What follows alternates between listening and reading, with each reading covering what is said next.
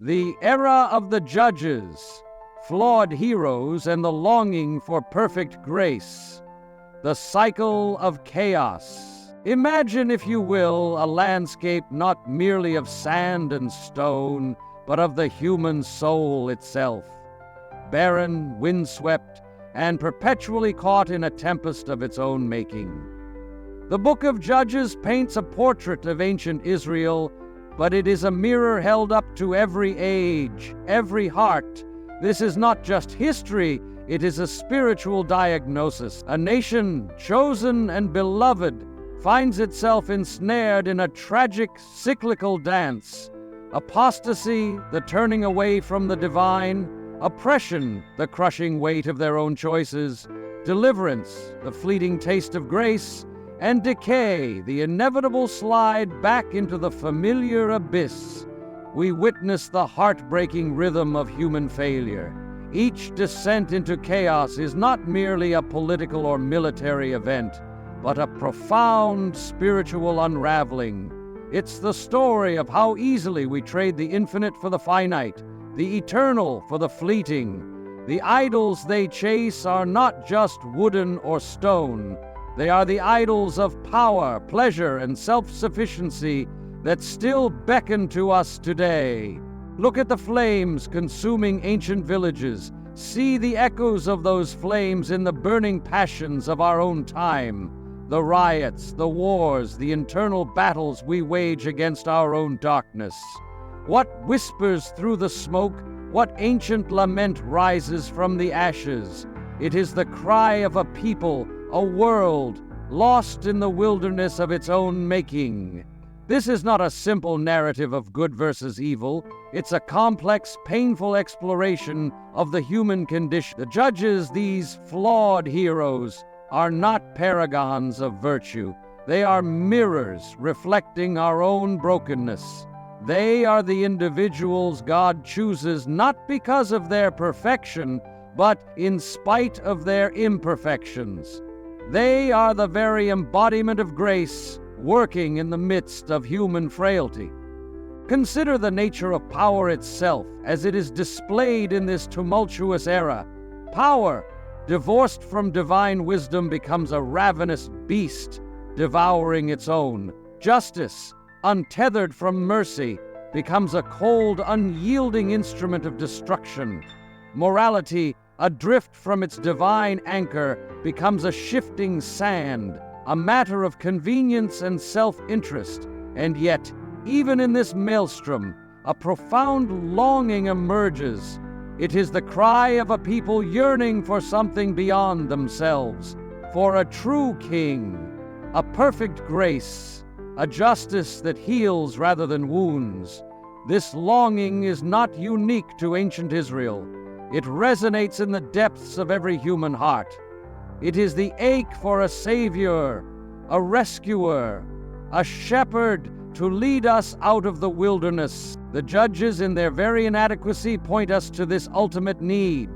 They are shadows hinting at the substance, whispers foreshadowing the word. They are the broken vessels through which God's light, however dimly, still shines. This is not a story of despair, but of profound hope. For even in the darkest chapters of human history, God's patience endures. His hand, though often unseen, is always at work, bending the arc of history towards redemption. The chaos of Judges is not the final word. It is the necessary prelude to a greater revelation, a more perfect grace. The question that echoes through these ancient chronicles is not merely, how did they fall? But how will we rise? What does this relentless cycle teach us about the nature of our own hearts, our own societies? What does it reveal about the God who refuses to abandon us, even when we abandon Him? This is the story of a nation trapped in a loop, but it is also the story of a God who breaks the loop. It is the story of flawed heroes, but it is ultimately the story of a perfect grace that transcends all human failure. It is a story that invites us to look beyond the chaos, to listen for the still small voice, to yearn for the true King, the one who will bring lasting peace and justice. And in that yearning, we find the beginning of our own redemption. The cycle unpacked, we begin with a stark, unvarnished truth, a recurring motif that echoes through the pages of Judges like a mournful dirge. The Israelites did evil in the eyes of the Lord. He sold them into the hands of their enemies. Then the Israelites cried out to the Lord, and the Lord raised up for them a deliverer. Judges 2:11-16.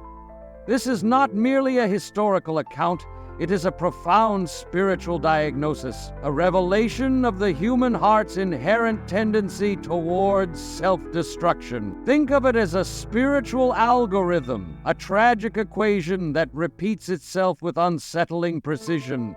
Idolatry, the insidious substitution of the Creator for the creature, the worship of the finite over the infinite, sets the stage.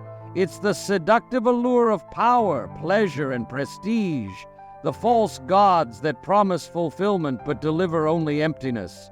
This idolatry leads inevitably to oppression, the crushing weight of our own misguided choices, the chains forged from our own desires. Then, in the depths of despair, a cry arises, a desperate plea for deliverance. It's the moment of recognition, the acknowledgement of our own inadequacy, the surrender to a higher power, and God, in His infinite mercy, responds, raising up a deliverer, a flawed instrument of His grace. But even this deliverance, this taste of redemption, is fleeting. Complacency sets in, the insidious amnesia that erodes our gratitude and lulls us back into the familiar patterns of sin. This cycle, this Deuteronomic loop, is not confined to the ancient Israelites. It's a mirror reflecting our own societal spirals, our own personal struggles. Augustine, with his piercing insight into the human condition, called this curvum in se, the heart curved inward.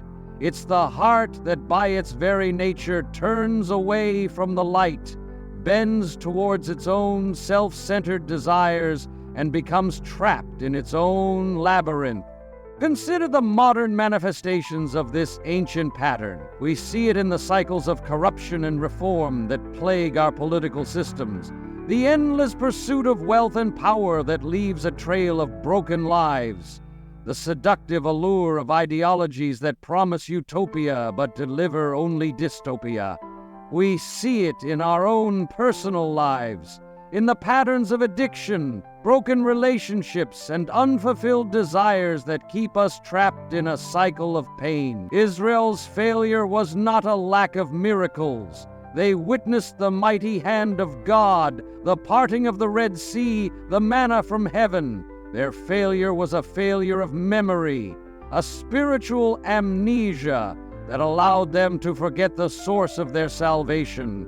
It's the same amnesia that plagues us today, the tendency to forget the grace that sustains us, the love that redeems us.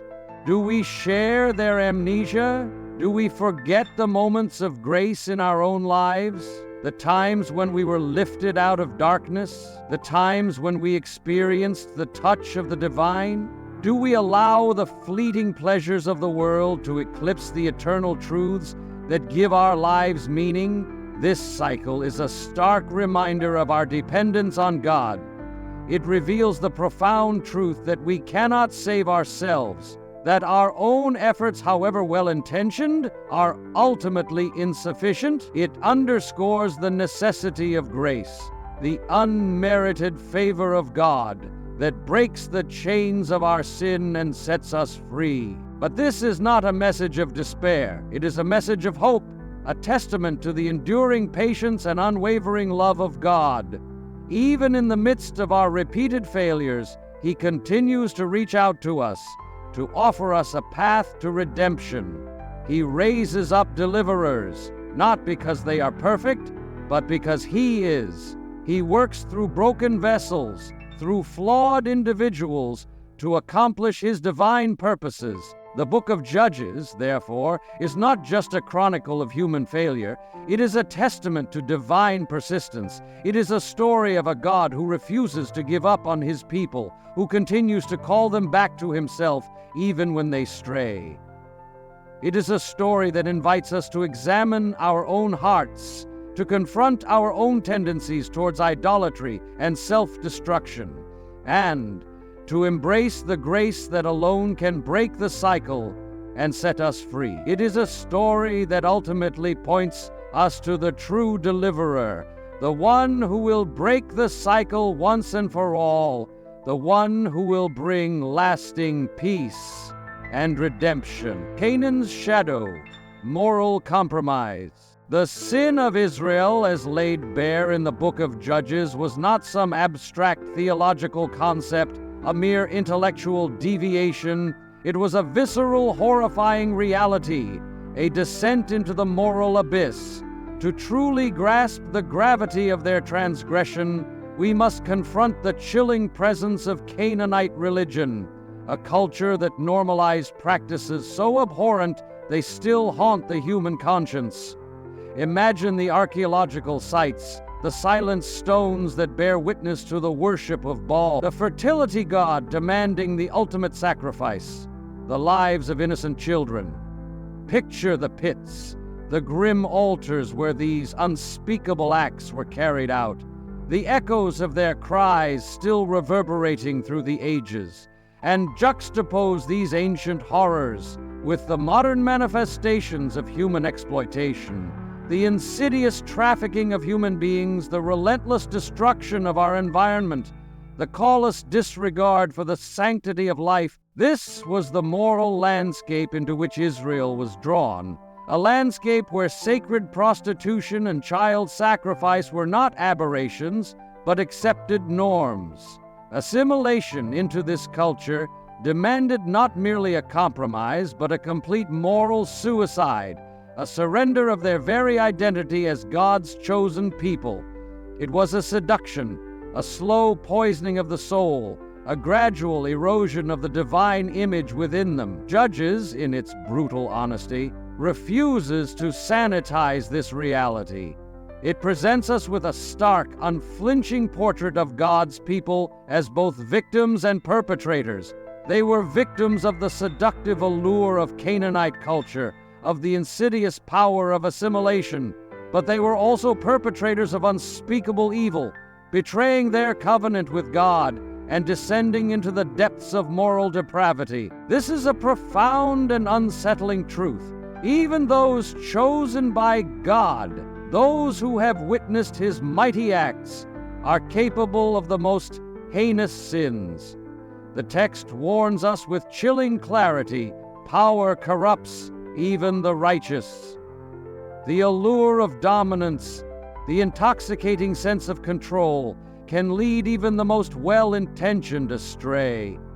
We see this pattern echoed throughout history, in every era, in every society. The descent into moral compromise is a gradual process, a series of small concessions that ultimately lead to catastrophic consequences.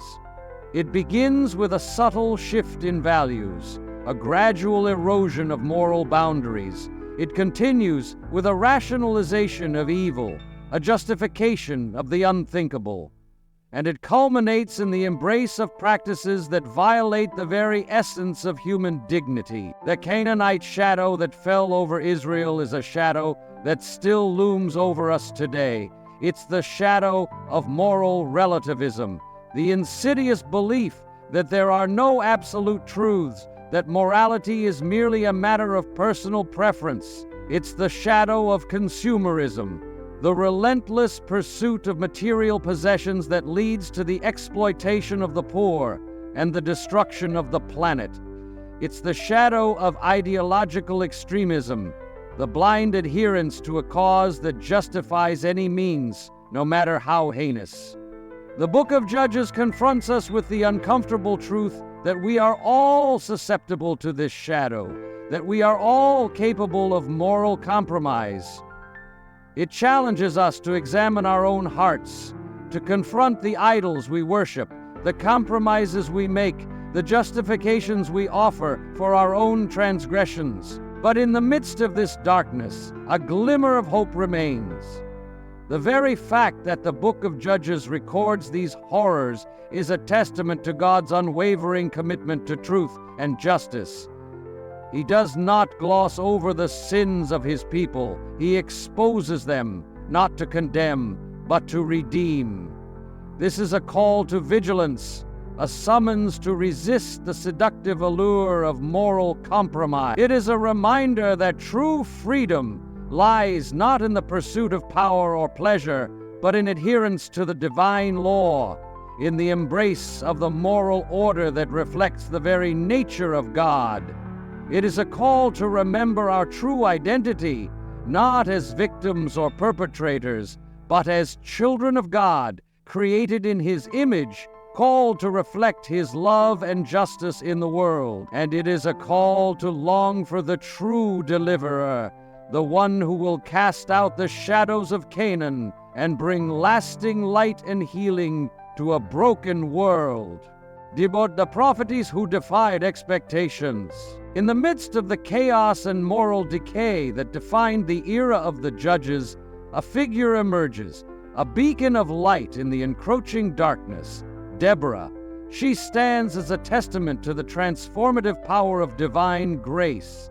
A prophetess, a judge, a leader who defied the expectations of her time and ours. Imagine her seated beneath the palm tree, a symbol of wisdom and refuge, dispensing justice and guidance to a fractured nation. Judges 4:4-5. In a society dominated by men, where power was synonymous with brute force, Deborah's authority stemmed not from military might, but from her profound connection to the divine. She spoke with the voice of God, offering not only judgment, but also hope, a vision of a restored Israel. Deborah's leadership was a radical departure from the prevailing norms. She led without bloodshed, without resorting to the violent tactics that characterized the age. Her victory was not a triumph of military prowess, but a testament to the power of faith and obedience. Her victory song, recorded in Judges 5, is a masterpiece of Hebrew poetry, a celebration of God's intervention in the affairs of humanity. But it is not a song of human conquest, of the glorification of violence. Instead, it exults in the cosmic harmony, in the very fabric of creation itself, rising to defend justice. The stars fought from heaven, Judges 5:20. The natural world, the celestial spheres, are depicted as active participants in God's plan, a reminder that the divine extends beyond the human realm, encompassing all of creation. Deborah's story challenges us to reconsider our understanding of leadership. She embodies a different kind of power, a power that is rooted in humility, wisdom, and a deep reverence for the divine. She reminds us that true strength is not found in domination or control, but in service and obedience to God's will. Consider the parallels with modern female leaders, figures like Malala Yousafzai, who stand as beacons of hope in a world often consumed by violence and injustice. Like Deborah, they defy expectations, they challenge the status quo, and they inspire others to rise above adversity. They demonstrate that true leadership is not defined by gender, but by character, integrity, and a commitment to justice. Yet, even Deborah, with her extraordinary gifts and unwavering faith, could not break the cycle of sin and redemption that plagued Israel. Barak's hesitation, his reluctance to act without Deborah's presence, foreshadowed the nation's continued decline. It revealed a lingering dependence on human leadership, a failure to fully embrace the divine source of their strength. This is a sobering reminder that even the most gifted individuals are limited by their humanity. They are instruments of grace, but they are not the source of grace itself. Deborah, in her very effectiveness, points us beyond herself, to the one true leader, the one who will ultimately break the cycle of sin and bring lasting peace and justice. Deborah's story is a call to recognize the divine presence in the unexpected, in the marginalized, in those often overlooked by the world. It is a reminder that God's grace is not confined to the powerful or the privileged, but extends to all who are willing to respond to His call. She reminds us that the divine voice can be heard through the most unlikely messengers, and that true leadership is not about wielding power, but about serving God's purpose. It is about listening to the still small voice, about discerning the divine will, and about acting with courage and conviction, even in the face of overwhelming odds. Deborah's legacy is a testament to the enduring power of faith, a beacon of hope in a world often shrouded in darkness. She invites us to embrace a different vision of leadership, a vision that is rooted in humility, wisdom, and a deep reverence for the divine. And she reminds us that even in the midst of chaos, God's grace can raise up leaders who will guide us towards a more just and compassionate world. Gideon, from humility to hubris. Gideon's story is a poignant study in the fragility of human virtue, a cautionary tale that resonates across the ages. He begins in a posture of profound humility, a recognition of his own inadequacy. When the angel of the Lord appears to him, he responds, "My clan is the weakest in Manasseh, and I am the least in my family." Judges 6:15. This is not false modesty. It's a genuine acknowledgement of his own limitations, a recognition that any strength he possesses comes not from himself, but from a higher source. Imagine the scene. Gideon threshing wheat in a winepress, seeking to hide from the Midianite oppressors.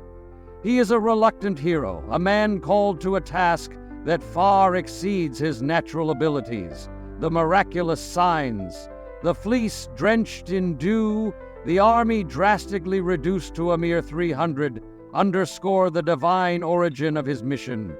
These are not symbols of human power, but demonstrations of God's sovereign control. Gideon's initial victories are marked by a deep reliance on God, a recognition that the battle belongs to the Lord. He understands that his strength lies not in numbers or military might, but in obedience to the divine will. His humility is his strength, his weakness is his conduit for grace. However, Gideon's story takes a tragic turn. The seeds of hubris, the insidious pride that corrupts even the most well-intentioned, begin to sprout. The very success that was a gift from God becomes a source of self-exaltation. The golden ephod, intended as a memorial of God's deliverance, becomes an object of idolatry, a snare that leads Israel astray. This is a profound and unsettling truth. Even those who have experienced the transformative power of grace are susceptible to the corrosive influence of pride. Aquinas, with his characteristic wisdom, observed, "Virtue is secure only when rooted in grace. Without a constant reliance on the divine, even the most virtuous individuals can succumb to the temptations of ego and self-sufficiency." Gideon's arc mirrors the trajectory of many leaders throughout history, those who begin with noble ideals and end with self-serving ambitions. The intoxicating allure of power, the seductive whispers of adulation, can lead even the most humble astray. The golden calves of success, the idols of wealth, prestige, and control, become substitutes for the true source of our strength. In Gideon's failure, we see our own temptation to replace God with the fleeting glories of the world. We see the insidious tendency to attribute our achievements to our own abilities, to forget the grace that sustains us. We see the seductive allure of self-worship, the belief that we are the architects of our own destiny. Gideon's story is a stark reminder of the fragility of human virtue, the constant need for vigilance, the ever-present danger of spiritual complacency. It is a call to cultivate a spirit of humility, to recognize our dependence on God, to acknowledge that all good things come from His hand. But it is also a story of hope, a testament to God's enduring patience and unwavering love. Even in the midst of our failures, He continues to extend His grace, to offer us a path to redemption. Gideon's story is not the final word. It is a prelude to a greater revelation, a more perfect grace, a true king who will never succumb to the temptations of hubris. Gideon's narrative challenges us to examine our own hearts, to confront the idols we worship, the sources of pride that threaten to undermine our faith. It invites us to cultivate a spirit of gratitude, to remember the grace that has sustained us, to acknowledge that our strength comes not from ourselves, but from the one who is the source of all goodness. And it reminds us that true leadership is not about self-exaltation, but about service to God and to others. It is about recognizing our own limitations, acknowledging our dependence on the divine, and allowing God to work through us even in our weakness to accomplish His purposes. It is a call to embrace humility, the foundation upon which true virtue is built, the gateway to lasting grace. Jephthah's tragedy when zeal becomes idolatry. Jephthah's story is a harrowing descent into the darkest corners of human ambition, a chilling exploration of the catastrophic consequences of misguided zeal. It is a narrative that forces us to confront the uncomfortable truth that even the most fervent religious devotion can be twisted into a tool of destruction. Imagine Jephthah, a man driven by desperation, a social outcast seeking validation through military victory. He makes a rash vow, a calculated bargain with God, promising to sacrifice the first thing that comes out of his house upon his victorious return. This vow, intended as an act of piety, becomes a monstrous act of idolatry, costing him the life of his beloved daughter. The scene of his daughter's silent dance, her acceptance of her tragic fate, is a heart-wrenching testament to the devastating consequences of Jephthah's misguided devotion. It is a moment of profound sorrow, a silent scream that echoes through the ages, a chilling reminder of the human cost of religious fanaticism. The text's silence on divine approval is deafening. There is no divine affirmation, no comforting word, no justification for Jephthah's action. The silence itself speaks volumes, a stark indictment of the human tendency to manipulate the divine for personal gain. It is a silence that forces us to confront the horror of Jephthah's actions, to grapple with the moral abyss into which he descends. Rabbi Shalom Karmi, with his profound insight into the human condition, observes, Scripture forces us to wrestle with horror, lest we sanitize faith. Jephthah's story is not meant to be a comforting narrative, a sanitized tale of religious devotion. It is meant to be a disturbing, unsettling account of the dangers of unchecked zeal, a warning against the temptation to weaponize religion for our own purposes. Jephthah's tragedy is a cautionary tale for all who seek to manipulate the divine, who believe that their own desires can be allied with God's will. It is a reminder that true faith is not about bargaining or manipulation, but about surrender and obedience to the divine will. Jephthah's vow is not an act of faith. It is an act of hubris, a presumption that he can dictate the terms of his relationship with God. It is a manifestation of the same idolatry that plagued Israel throughout the era of the Judges, the tendency to replace the true God with the idols of our own making. Here, zeal becomes idolatry, a distortion of true devotion, a distortion of the divine image. It is a warning for all who seek to justify their actions in the name of religion, who believe that their own righteousness gives them license to commit acts of violence or injustice. The tragedy of Jephthah's daughter is a stark reminder of the human cost of religious extremism, the innocent lives that are sacrificed on the altar of misguided devotion.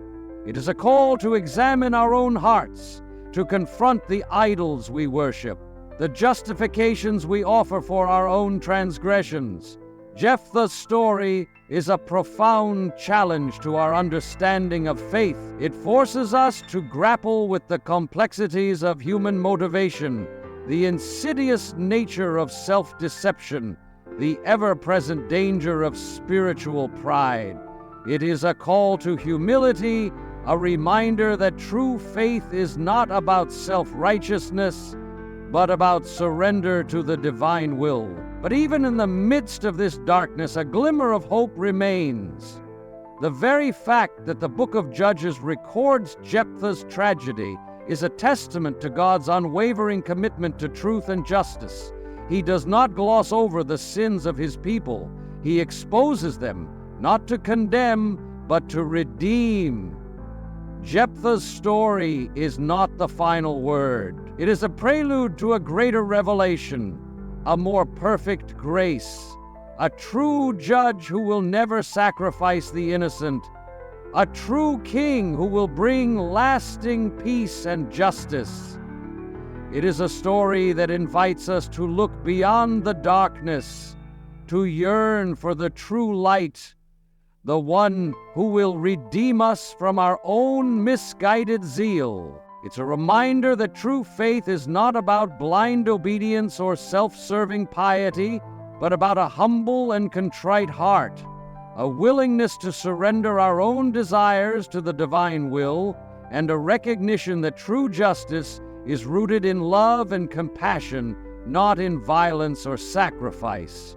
Jephthah's tragedy is a solemn call to remember that God's love is not a tool to be manipulated, but a gift to be received with humility and gratitude. Samson, strength in weakness. Samson, the Nazarite, a man consecrated to God from birth, stands as a profound paradox, a living contradiction. He is a figure of immense physical strength, yet plagued by moral weakness. He is a brawler, a lover, a slave to his own passions, a man consumed by rage. He embodies the tragic reality of human frailty, the inherent tension between our divine calling and our fallen nature. Imagine him, a figure of immense power, yet bound by his own desires. He is a man who breaks his vows, who succumbs to temptation, who allows his strength to be used for vengeance rather than for God's glory. He is a reflection of our own internal struggles, our own battles between the spirit and the flesh. And yet, even in his deepest darkness, in the depths of his despair, Samson glimpses a profound truth. Stripped of his physical sight, his eyes gouged out by his enemies, he gains a spiritual vision. In his final act, as he brings down the temple of Dagon, he cries out, "Let me die with the Philistines." Judges 16:30. This is not merely an act of vengeance. It is a moment of profound self-sacrifice, a recognition that his life, even in its brokenness, can serve a greater purpose. In his weakness, he finds his true strength. In his death, he brings about deliverance. Augustine, with his penetrating theological insight, saw in Samson a proto-Christ, a foreshadowing of the ultimate sacrifice. His arms outstretched, he destroys death through death. In this act of self-immolation, we see a glimpse of the cross, a foreshadowing of the one who would conquer death through his own death. Samson's story is a testament to the transformative power of grace, the ability of God to work through even the most broken vessels. It is a reminder that our weaknesses can become our strengths, that our failures can become our opportunities for redemption. Consider Caravaggio's depiction, The Sacrifice of Samson. The raw emotion, the sheer physical struggle, and the dawning realization within Samson's eyes as he pushes against the pillars. It's not just a physical act, but a spiritual one. Even the most flawed and broken judge, even Samson, with his tragic flaws and destructive passions, points us to the cross. He reminds us that God's grace is not limited to the righteous, but extends to the most broken and undeserving. He reveals the profound truth that our weakness is not an obstacle to God's work, but a conduit for His power. Samson's story is a call to embrace our own weaknesses, to acknowledge our own brokenness, to surrender our lives to God's transforming grace. It is a reminder that true strength is not found in self-sufficiency, but in dependence on the divine. He shows us that even in our darkest moments, in the depths of our despair, God's light can still shine through. He reminds us that our lives, even when marred by sin and failure, can still serve a divine purpose. Samson's story is a testament to the enduring hope of redemption, the unwavering love of God that seeks to restore even the most broken of His children. He invites us to look beyond the surface, to see the deeper meaning in His tragic journey, to recognize the foreshadowing of the ultimate sacrifice, the one who would conquer death and bring lasting salvation. It's a reminder that God's grace is not contingent on our perfection, but on His perfect love.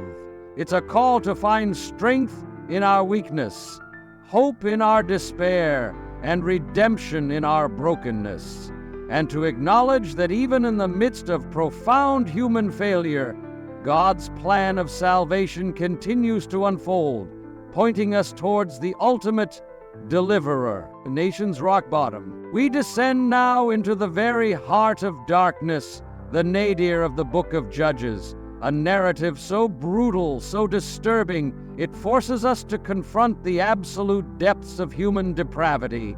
The story of the Levite's concubine is not merely a historical account. It is a chilling indictment of a society that has utterly lost its way, a descent into a moral abyss that leaves us reeling. Imagine the scene, the horrifying act of gang rape, the brutal betrayal, the dismemberment of an innocent woman, her body sent as a gruesome message to the tribes of Israel, Judges 19:29. This is not a tale of ancient barbarity. It is a mirror reflecting the darkest impulses of the human heart, the capacity for violence and cruelty that transcends time and culture. The echoes of this ancient horror resonate in our own time, in the Me Too movement, in the countless stories of sexual violence and exploitation that continue to plague our world. The shadows of the Levite's concubine linger, a haunting reminder of the ongoing struggle for justice and dignity. The refrain that echoes through these final chapters of Judges, "In those days Israel had no king. Everyone did as they saw fit," is not merely a historical observation. It is a profound theological cry, a lament for a society adrift from its moral moorings, a warning against the dangers of unchecked individualism, the seductive allure of self-determination. Without a unifying moral authority, without a shared sense of divine purpose, chaos reigns. The individual becomes the measure of all things, and the pursuit of personal gratification trumps all other considerations. The result is a descent into anarchy, a breakdown of social order, a descent into tribal violence, and near genocide. Pope Benedict XVI, with his profound understanding of the human condition, wrote, "This darkness makes Christ's light unmistakable."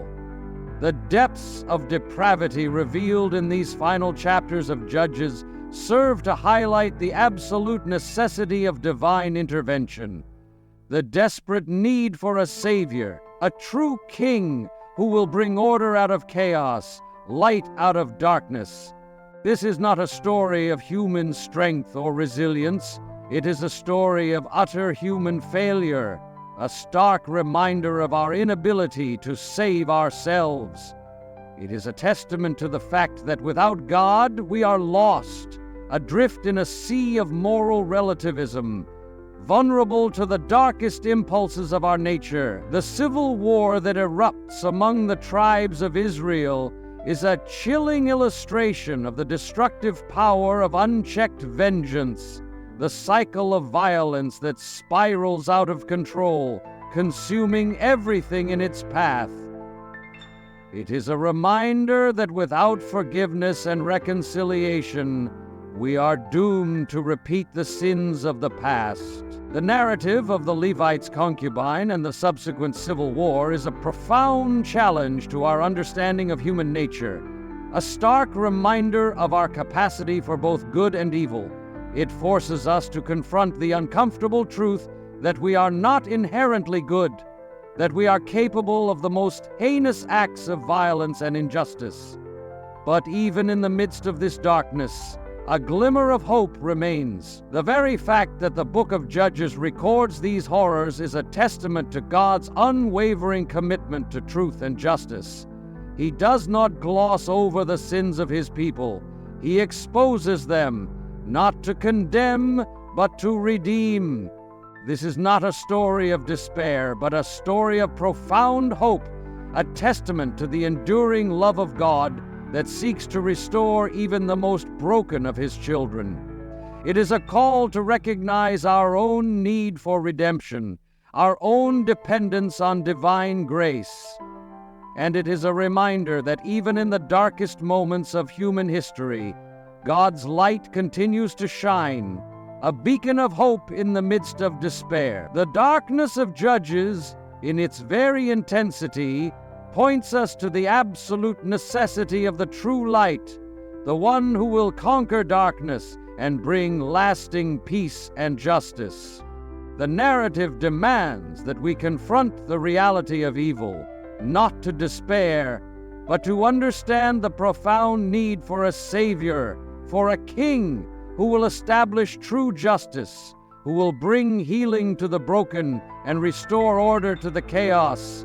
It ultimately points us to the one who will break the cycle of violence and usher in an era of lasting peace. The one who is the light of the world. Ruth, dawn after midnight. In the wake of the moral abyss that concludes the book of Judges, a glimmer of light emerges, a dawn breaking after a long, dark night.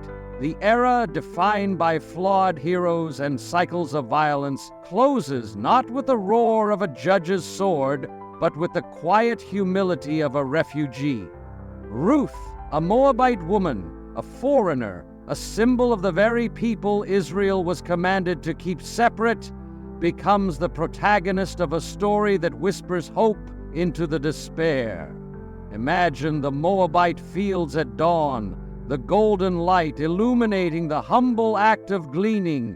Ruth, a widow, a foreigner in a strange land, embodies the virtues that have been so conspicuously absent in the preceding narratives: loyalty, humility, and unwavering love.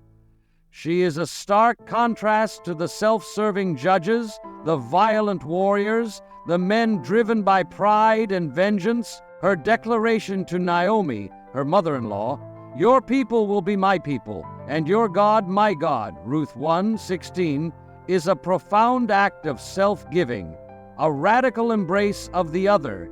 It is a testament to the transformative power of love, the ability to transcend cultural and religious boundaries, to build bridges of compassion and understanding. Ruth's story is a powerful reminder that redemption often comes from the most unexpected places, through the most unlikely individuals. She, a foreigner, a woman from a despised nation, becomes a key figure in the lineage of the Messiah.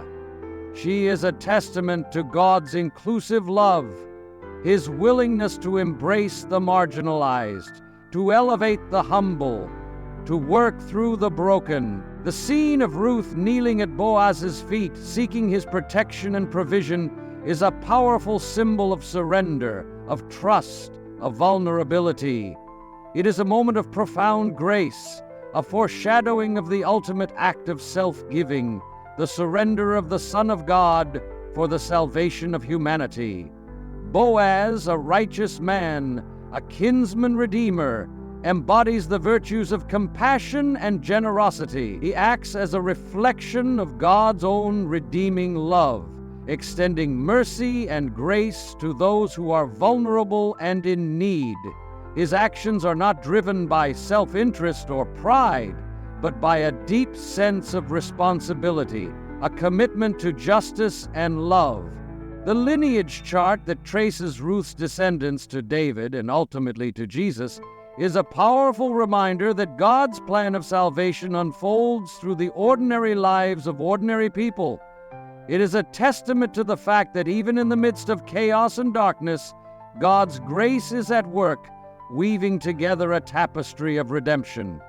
Ruth's story is a whisper of hope, a gentle reminder that redemption comes not through the clash of swords, but through the quiet power of sacrificial love. It is a testament to the fact that true strength is found not in domination or control, but in humility, compassion, and unwavering loyalty. This narrative acts as a corrective lens to the chaos of Judges, a necessary counterbalance to the violence and despair. It reveals that God's plan of salvation is not thwarted by human failure, but unfolds through it.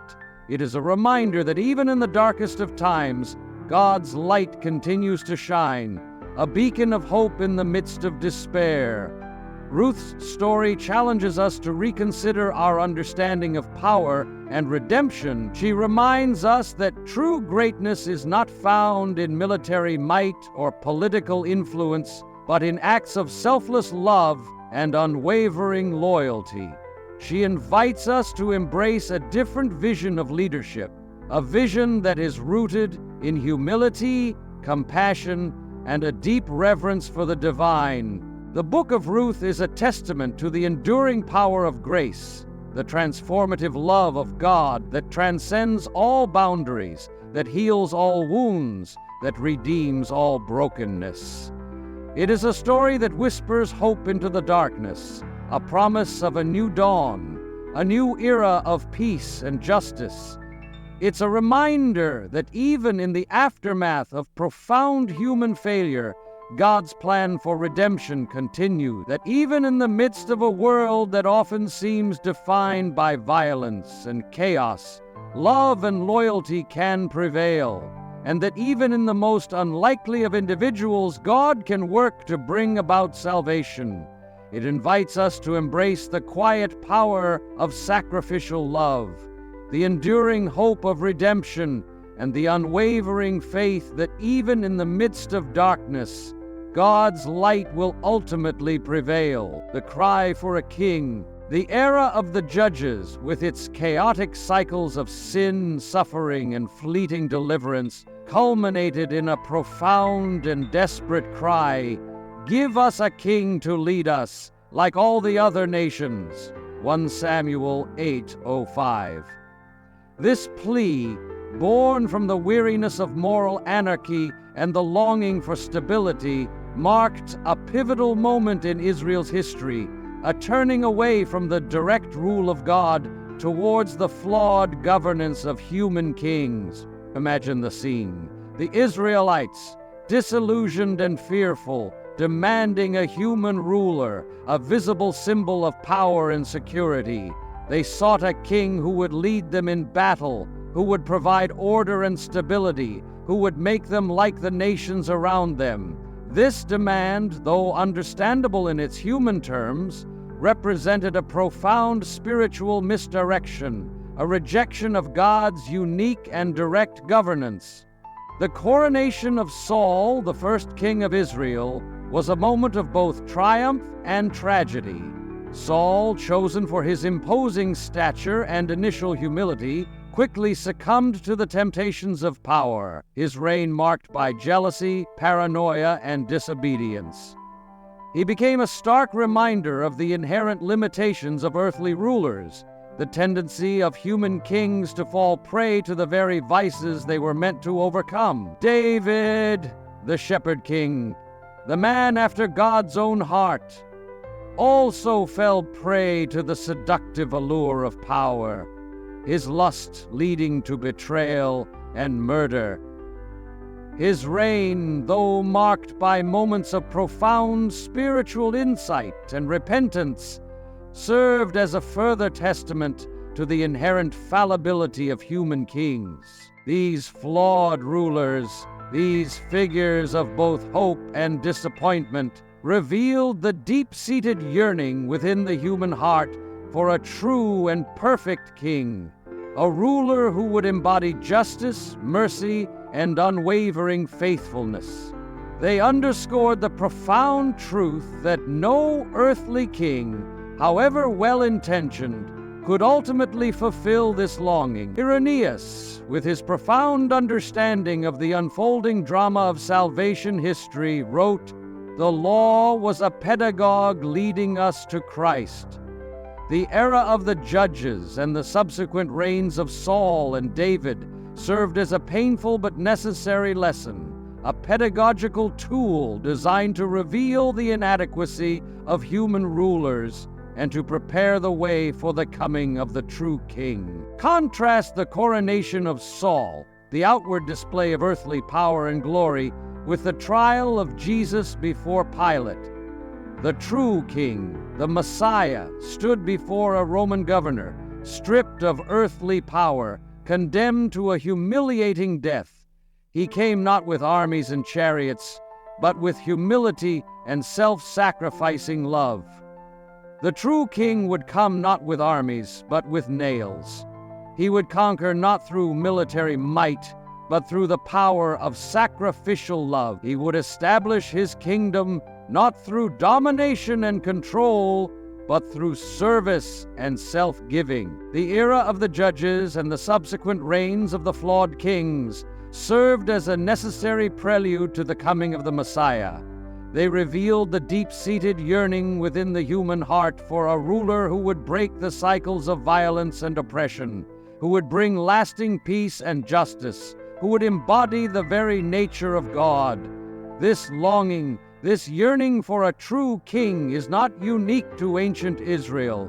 It resonates in the depths of every human heart, in every society, in every age.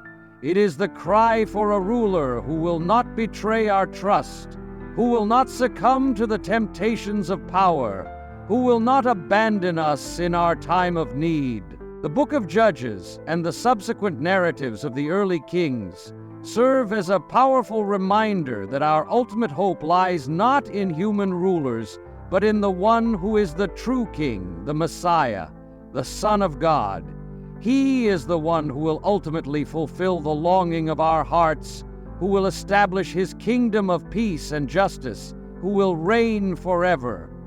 The judge's unfinished quest, the longing for a true king, points us to the ultimate revelation of God's love and justice, the coming of Jesus Christ. It is a reminder that even in the midst of human failure, God's plan of salvation continues to unfold, leading us towards the one who will bring lasting redemption and peace.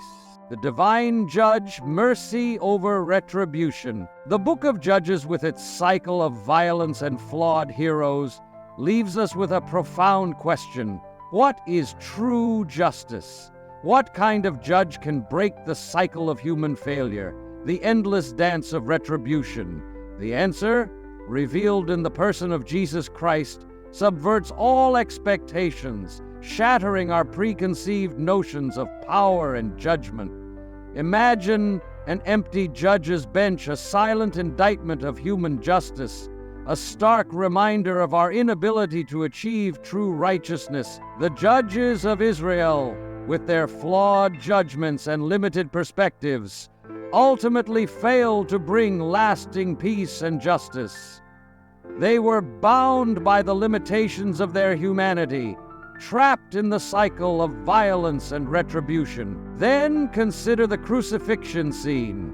the ultimate act of divine judgment. But it is a judgment unlike any other, a judgment that defies all human understanding. Christ, the final judge, the one who embodies perfect justice, judges not by condemnation, but by self-sacrifice. He judges by dying, by embracing the very punishment that we deserve. Now is the judgment of this world, John 12:31. These words, spoken by Jesus himself, reveal the radical nature of his judgment. It is not a judgment of condemnation, but a judgment of love, a judgment that redeems and transforms. He bears the weight of our sins. He absorbs the violence of our world. He breaks the cycle of retribution through the power of his self-emptying love. The bloody arc of Judges, the narrative of violence and redemption, finds its ultimate resolution in the cross. Deliverance comes not through strength or military might, but through self-emptying love, through the willingness to lay down one's life for the sake of others. This is the radical message of the gospel, the transformative power of divine mercy. Consider the Eucharist, the elevated host, the tangible symbol of Christ's self-giving love. In this simple act of bread and wine, we encounter the very heart of divine judgment, the boundless mercy of God that transcends all human understanding. Christ's judgment is not about punishment or condemnation. It is about healing and restoration. He comes not to condemn the world, but to save it.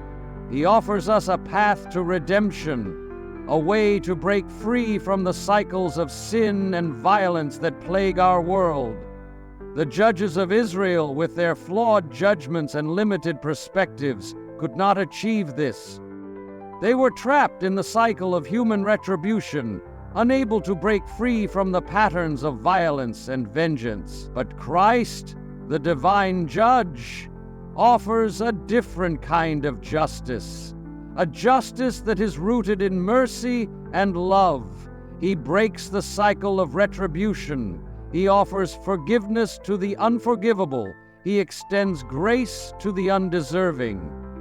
His judgment is not about settling scores or exacting revenge. It is about healing wounds and restoring relationships. He invites us to participate in his judgment, to embrace his mercy, to extend forgiveness to others. The book of Judges, with its narrative of human failure and divine patience, points us to the ultimate revelation of God's love and justice, the coming of Jesus Christ. He is the true judge, the one who breaks the cycle of violence, the one who brings lasting peace and redemption. And he invites us to participate in his kingdom, to embrace his mercy, to extend his love to a world in desperate need of healing. It is a call to recognize that true judgment is not about condemnation, but about transformation, about the radical power of self-emptying love to redeem a broken world. Our era of Judges. The book of Judges, though a chronicle of ancient Israel, is not confined to the past. We still inhabit an age of judges, a world where we place our trust in flawed human leaders, in systems that ultimately fail to deliver on their promises. We look to CEOs as saviors, politicians peddling utopian visions, celebrities promising a quick fix to our deepest longings. But Judges reminds us, with unflinching honesty, that all human rescuers ultimately fail. They are bound by the limitations of their humanity, susceptible to the temptations of power, prone to the same cycles of sin and redemption that plagued the ancient Israelites. Yet, even in their flaws, even in their brokenness, we glimpse a profound truth, the enduring longing for the perfect deliverer, the one who will not disappoint, the one who will break the cycles of violence and injustice, the one who will bring lasting peace and redemption. Let us heed the wisdom of the psalmist. Put not your trust in princes, nor in any child of man, in whom there is no help. Psalm 146:3. This is not a call to despair, but a call to acknowledge the limitations of human power, to recognize our dependence on a higher source, to place our trust in the one who is truly worthy of our devotion. The era of the judges never truly ended. It merely evolved, adapting to the changing landscapes of human history. Our heroes will inevitably disappoint us. Our systems will inevitably crumble. Our own efforts will inevitably fall short. But the one who called Deborah, Gideon, and Ruth still calls us today. He calls us not to perfection, for we are all flawed and broken, but to faithful participation in a story whose final chapter is resurrection. He invites us to be instruments of His grace, to be beacons of hope in a world shrouded in darkness, to be witnesses to the transformative power of His love. He calls us to be like the volunteers rebuilding disaster zones, the activists planting olive trees, the interfaith hands breaking bread. He calls us to be agents of healing, reconciliation, and hope. He calls us to be like Ruth, embracing the other, building bridges of compassion, extending grace to the marginalized. He calls us to be like Deborah, speaking truth to power, challenging the status quo, advocating for justice and righteousness. He calls us to be like Gideon, recognizing our own weakness, surrendering to His divine power, allowing Him to work through us to accomplish His purposes. He calls us to be like those who light candles before the crucifix, acknowledging the suffering of the world, embracing the transformative power of the cross, finding hope in the promise of resurrection. He calls us to remember that even in the midst of our own brokenness, even in the midst of a world consumed by chaos and violence, His grace abounds. He calls us to be witnesses to that grace, to be instruments of His love, to be participants in His unfolding story of redemption. Call to action. Thank you for accompanying us on this profound exploration of the Book of Judges, a narrative that lays bare the complexities of human nature and the enduring power of divine grace. If this journey into the depths of flawed heroes and the longing for a perfect deliverer has resonated with you, we invite you to join the Hope in God community. Let us continue this pilgrimage together, navigating the shadows of our own era of judges and finding hope in the promise of redemption. Subscribe for more theological reflections. Share your own experiences of encountering grace amidst brokenness, and let us together seek a deeper understanding of the God who works through flawed vessels to bring about His. Let us remember, even in our darkest moments, that where sin increases, grace abounds all the more. Let us fix our eyes on the true judge, the one who judges by loving, the one who brings light out of darkness and resurrection out of death.